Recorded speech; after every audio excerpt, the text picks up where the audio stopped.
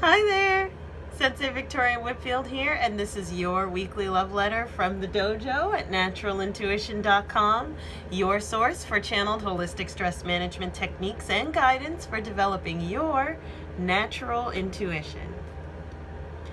This week, Source wants you to take notice of how and when you are mirroring. Let me explain. So, mirroring is something that we do to establish rapport and a connection to communicate and understand others with, right? So, an example of mirroring is when someone is using their hands and nodding to speak with you, rather than just sitting, which would not be mirroring. You, as you listen, you nod and smile at them, or you, like, when you respond, you'll use your hands too. So this is a form of connections making, right? Rapport building and communication, mirroring. There is a huge difference, though, that the guides want you to understand between intentional mirroring and unintentional mirroring.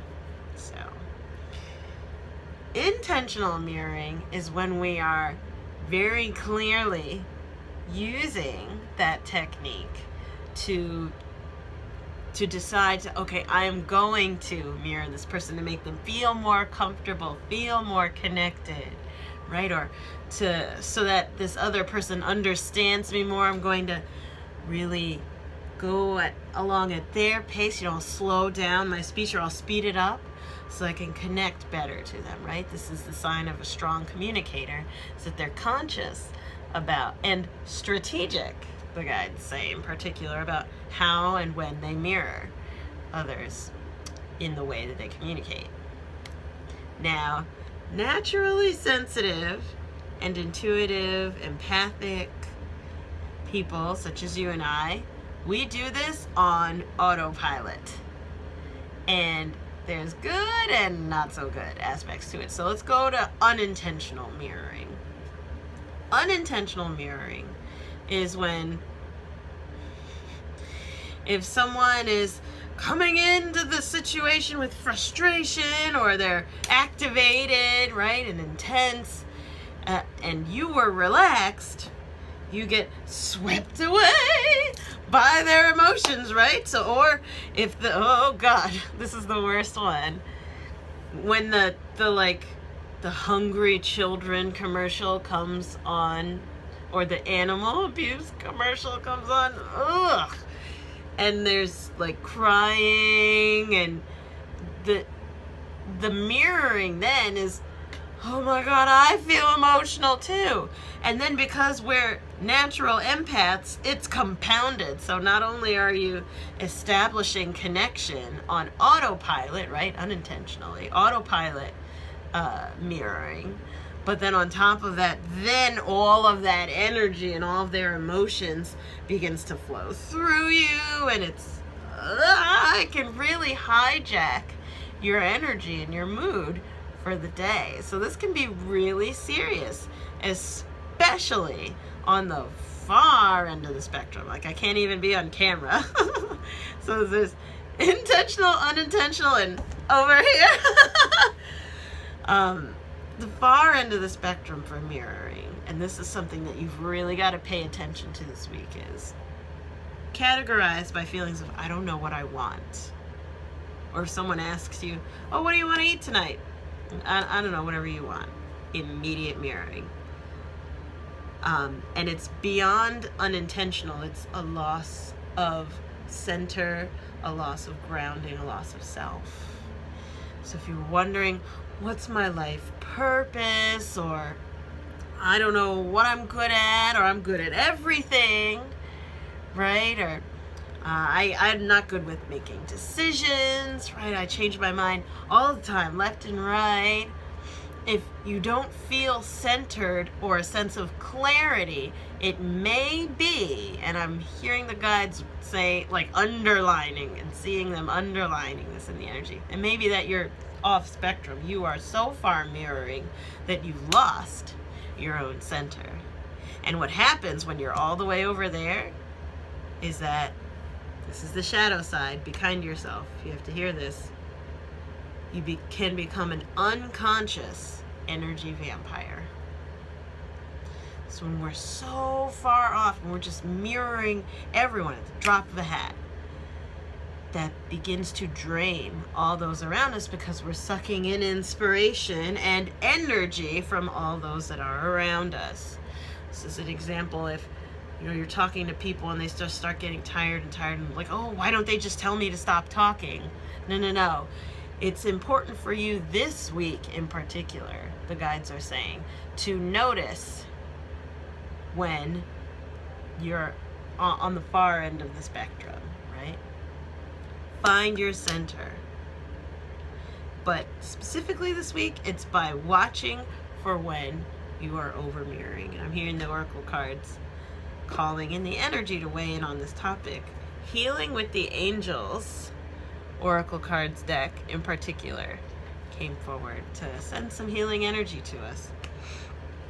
What if I don't know if I'm mirroring? And you know what? I want to be able to be intentional and strategic about it. I want to get out of being unintentional and out of balance.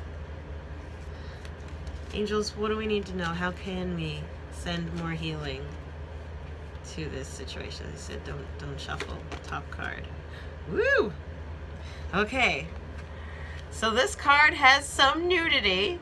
So for those of you who have problems with boobies, close your eyes. I will tell you when to open them or cover your children's eyes. Freedom.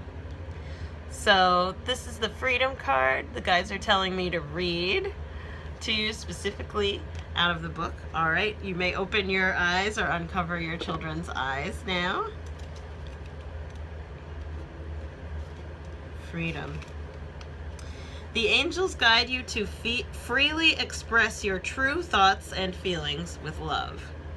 You may feel trapped right now by life conditions. By drawing this card, the angels ask you to realize that you are the only jail keeper that ever surfaces in your own life. You're the only jail keeper. Whenever you realize that you have the power to be free, freedom follows. Everything that you do in your life is by choice, and you are free to choose again, always. Even prisoners are free to choose their thoughts so that they feel peace and happiness under any conditions, right?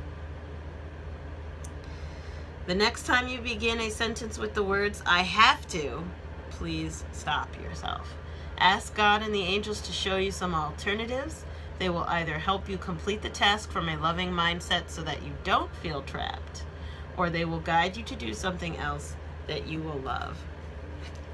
And here's where the Freedom card comes into play, specifically with mirroring. Becoming conscious is becoming aware of yourself, right? So it's important for you to, in order to embrace your freedom as a person and as a sentient being, to become more self-aware. And it starts this week or continues this week with noticing when you are mirroring. Just watch. Maybe write it down in a journal every time you notice, oh, I mirrored that person. I mirrored that person, or that emotion wasn't mine, I was mirroring them. Versus you're not mirroring someone and you're just empathically picking it up. This is the road to developing empathic mastery, by the way, for all those of you who know about being an empath.